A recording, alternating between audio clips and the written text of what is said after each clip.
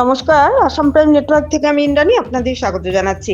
৮ দিন পরও বাজারিছড়ার যুবতী দেবশ্রী দাস সন্ধানহীন, উৎকণ্ঠায় পরিবারের লোকেরা। নিখোঁজের ৮ দিনের মাথায়ও সন্ধানহীন হয়ে আছে বাজারিছড়া থানাধীন বালিপিপলা গ্রামের মুকুল দাসের বছর ২১-এর যুবতী কন্যা দেবশ্রী দাস। এতে পরিবারের লোকজন চরম উৎকণ্ঠায় রয়েছেন। এই মর্মে নিখোঁজ যুবতীর বাবা ঘটনার পরদিন বাজারিছড়া থানার নাগরা পুলিশ পেট্রোল পোস্টে একটি নিখোঁজ সংক্রান্ত এজাহার দায়ের করেছেন। এতে উল্লেখ করা হয় যে গত ১৬ই ফেব্রুয়ারি সোমবার সকাল আনুমানিক ৫টা নাগাদ দেবশ্রী নিজ বাড়ি থেকে আচমকা নিরুদ্দেশ হয়ে যায়। পরবর্তীতে তাকে বিভিন্ন স্থানে খোঁজ খবর করে পাওয়া যায়নি। তিনি তার নিখোঁজ মেয়েকে খুঁজে বের করে দিতে পুলিশের সহযোগিতা কামনা করেছেন। এ মর্মে সোমবার নিখোঁজ মেয়ের পিতা সাংবাদিকদের সামনে জানান যে বর্তমানে ওনার মেয়ের সঙ্গে থাকা মোবাইলটিও সুইচ অফ রয়েছে, ফলে তারা চরম উৎকণ্ঠায় রয়েছেন। নিখোঁজ যুবতীর গায়ের রং ফর্সা, উচ্চতা ৫ ফুট ৩ ইঞ্চি।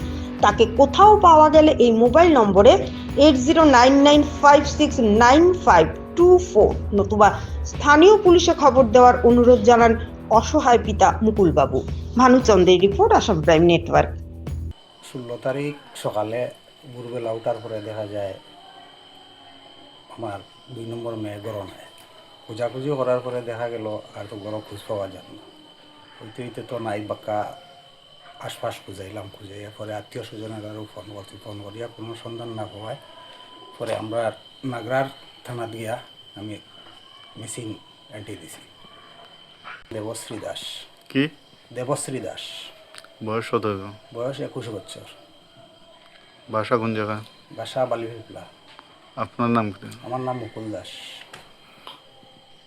হ্যাঁ। আমার মেয়ের খোঁজ বাইর করিয়া দেওয়া যে কোনো অবস্থায় দেওয়ার লাগে। নিখোঁজ হওয়ার আজকে কতদিন হয়? আজকে লইয়া হয়ে যার প্রায় ৮ দিন হয়ে যার।